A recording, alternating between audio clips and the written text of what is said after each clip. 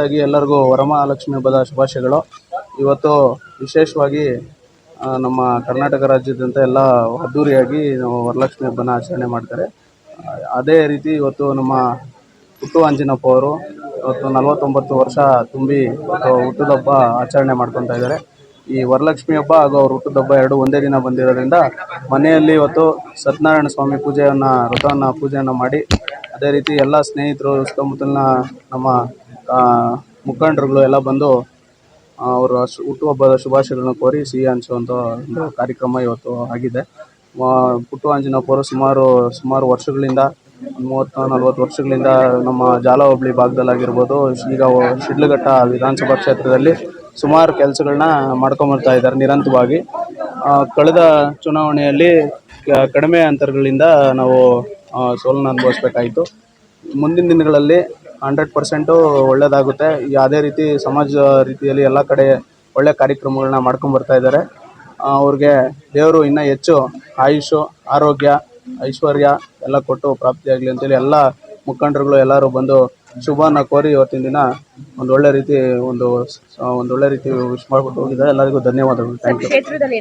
ಭಾಳ ಇವತ್ತು ನಾಡಿನಾದ್ಯಂತ ವರಮಹಾಲಕ್ಷ್ಮಿ ವ್ರತನ ಭಾಳಷ್ಟು ಭಕ್ತಿ ಭಾವದಿಂದ ಎಲ್ಲರೂ ಸಹ ಆಚರಣೆ ಮಾಡ್ತಾರಂಥದ್ದು. ಮೊದಲನೇದಾಗಿ ಎಲ್ರಿಗೂ ಸಹ ನಾಡಿನ ಜನತೆಗೆ, ಅದರಲ್ಲೂ ವಿಶೇಷವಾಗಿ ನನ್ನ ಶಿಡ್ಲಘಟ್ಟದ ಪ್ರೀತಿಯ ಜನತೆಗೆ ವರಮಹಾಲಕ್ಷ್ಮಿ ಹಬ್ಬದ ಶುಭಾಶಯಗಳು. ಆ ತಾಯಿ ಆಶೀರ್ವಾದ ಆಮೇಲೆ ಸದಾ ಇರೋಂಥದ್ದು, ಆ ಲಕ್ಷ್ಮಿ ತಮ್ಮ ಮನೆಗಳಲ್ಲಿ ನೆಲೆಸೋಂಥದ್ದಾಗಲಿ, ಹೆಚ್ಚೆಚ್ಚು ನಮ್ಮ ಮಕ್ಕಳು ನಾವುಗಳು ಹೆಚ್ಚು ಕೆಲಸ ಮಾಡೋಂಥದ್ದು, ಅದಕ್ಕೆ ತಕ್ಕ ಪ್ರತಿಫಲನ ಭಗವಂತ ತಾಯಿ ಲಕ್ಷ್ಮಿ ರೂಪದಲ್ಲಿ ನಮ್ಗೆ ಕೊಡೋಂಥದ್ದಾಗಲಿ. ಆ ನಿಟ್ಟಿನಲ್ಲಿ ತಮ್ಮೆಲ್ಲರಿಗೂ ಸಹ ಆ ತಾಯಿ ಕಾಪಾಡಲಿ, ಒಳಿತು ಮಾಡಲಿ ಅಂತೇಳಿ ತಮಗೆ ಶುಭ ಹಾರೈಸ್ತೀನಿ.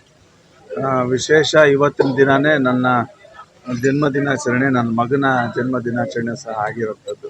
ಈ ಪ್ರತಿ ವರ್ಷವೂ ಸಹ ನಾವು ತಿರುಪತಿಗೆ ಹೋಗ್ಬಿಡ್ತಾ ಇದ್ವಿ. ಈ ವರ್ಷ ಹಬ್ಬ ಇರೋದ್ರಿಂದ ಹೋಗೋಕ್ಕಾಗಲಿಲ್ಲ.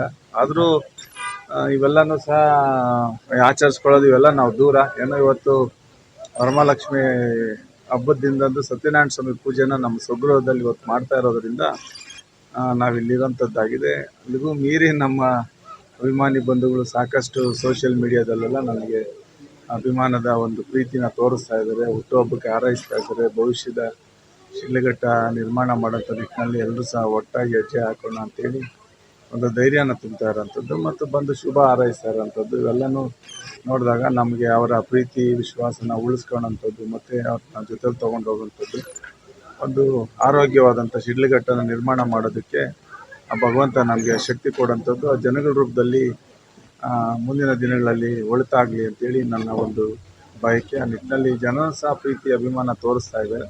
ಹಾಗಾಗಿ ನನ್ನ ಹುಟ್ಟುಹಬ್ಬಕ್ಕೆ ಶುಭ ಕೋರ್ತಾರಂತ ಎಲ್ರಿಗೂ ಸಹ ನಾನು ಒಳ್ಳೆಯದಾಗಲಿ ಅಂತೇಳಿ ಶುಭ ಹಾರೈಸ್ತೀನಿ.